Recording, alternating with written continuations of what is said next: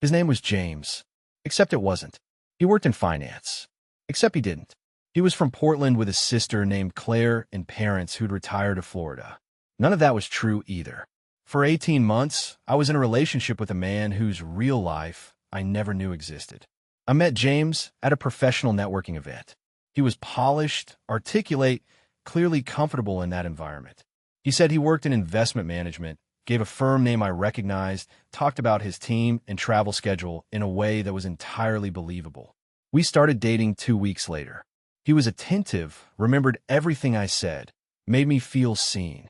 I now understand that attentiveness differently. The first sign was the office. After 3 months of dating, I'd never seen it.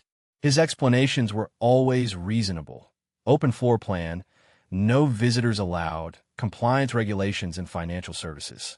All of that is real in finance, so I accepted it. His phone was always face down. He was always in meetings. He had work trips that I never confirmed independently. I was trusting a story rather than verifying a life. The crack came through a Google search I did on a whim. I'd mentioned his firm name to a colleague, and she said she'd never heard of it, which was odd because she'd been in finance for 15 years.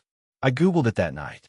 The firm existed, but its staff page didn't include anyone named James with his last name. I went looking for him on LinkedIn. The profile was there, but something felt off. Only 3 connections, all recently added, no activity history older than 2 years. I hired a background check service. $40 online. What came back changed everything. His legal first name was James. That part was true. His last name was completely different from the one he'd given me. His employment history showed no finance firm of any kind. Most recently, he'd worked in hospitality management. His address of record was 40 minutes from the city in a town I'd never heard him mention. And he had a prior civil judgment from 3 years ago, a fraud complaint that had been settled out of court. I sat on this information for 4 days. I went about our relationship normally. I watched him perform the version of himself I'd always known, and I watched it differently. Knowing what I knew, I could see the architecture of it, how he deflected certain questions, how he managed the details, how he controlled what I could access. He was very good at it. Whatever he'd been doing it for a long time. I confronted him with a background report. He didn't panic. He went quiet for a moment, and then he smiled, which was the most unsettling response possible.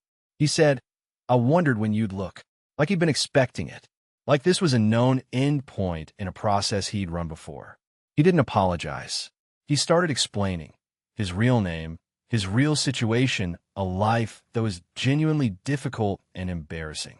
He said he built a better version because the real one wasn't good enough. He said he loved me, and that part was real. I believe him, actually. That made it worse. I ended it that night.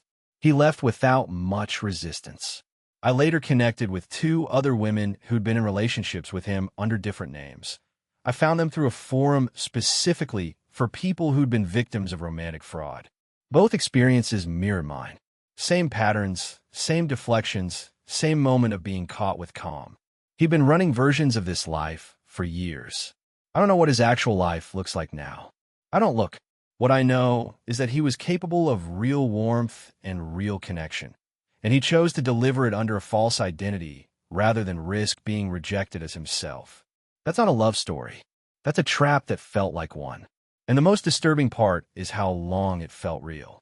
If someone lied about who they were, but the connection felt real, is any part of it salvageable? Or is it all contaminated?